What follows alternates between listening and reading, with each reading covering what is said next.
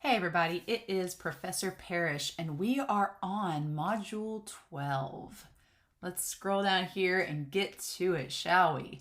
So Module 12 this week, I'm recording this on Saturday, so if you're just now reading this, or watching this rather, Module 11 assignments are still due. You can see Module 11 there. It's due tomorrow night, Sunday night for Halloween, so make sure you get all of that done. I've graded a little bit ahead, but there's still a lot of people that haven't turned in assignments for this week. So just make sure you get that discussion form and that reading response number 5 done. For Module 12, let's go ahead and click the guide here. So Module 12, we're finishing up talking about drama. Like I said, we don't spend a lot of time on drama because you have several other classes at SIC that you can take if you want to read more into plays and do more with that. I'm honestly surprised with how many of you chose to write your own one act. I think that's cool. That's awesome.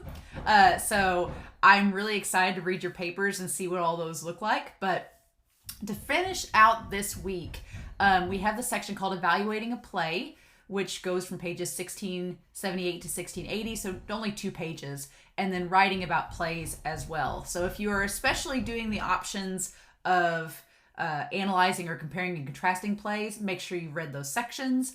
And then the assignments for this week, obviously your paper is due, the drama exam, and the discussion forum post. So let's talk about those. With the discussion forum post, it's sad because of COVID, we haven't had a chance to do this, but SIC usually every other year goes to New York at the end of the year. So if you're in the theater group, or if you're interested and you are part of like the theater fraternity that we have at SIC, then we've gotten a chance to go to New York. So hopefully next year, not in 2022, but hopefully the year after that, if you're a freshman out here right now, hopefully by the time you're a sophomore, the end of your sophomore year, we'll be able to go back to New York. That would be awesome. But when SIC goes, we get to see 3 plays while we're in New York. And so I've been twice. I went as a student when I was out here at SIC, and then I also went as an instructor back in 2018. So you get the chance to see both shows on Broadway and what's called off-Broadway. So both times I've gone, I've seen off-Broadway shows. And so this video is actually kind of discussing the origins of off-Broadway. It's really fascinating because usually when you hear about plays in New York and you think of the Tony Awards and things like that, you think of Broadway shows because that's kind of the epitome of if you're going to be an actor in New York, getting to be in a Broadway show. But I will say that I saw off-Broadway. We saw Cat on a Hot Tin Roof the first time I went, and then off-Broadway the second time I saw Sweeney Todd, and it was amazing. It was so good. So the questions I have after watching this video, it's discussing the origins of off-Broadway. So after watching the video, my questions are, what was the impetus for off-Broadway to even be created, according to the video? So you'll need to watch the video to find the answer to that. Why was off-Broadway so important? You should explain your answers and use an example from the video. It can be more than one, but you need to at least use an example from the video. Was there anything about the video that surprised you or that you didn't know about off-Broadway? And if you've never even heard of off-Broadway, then this question will be really easy to answer.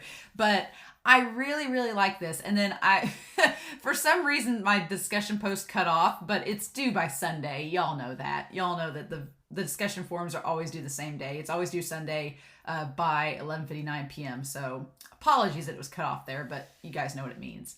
So yeah, I really, really liked this week's topic. I thought that this video was fascinating. I learned a lot from it, so I'm excited for y'all to watch it as well. But that's the discussion forum post.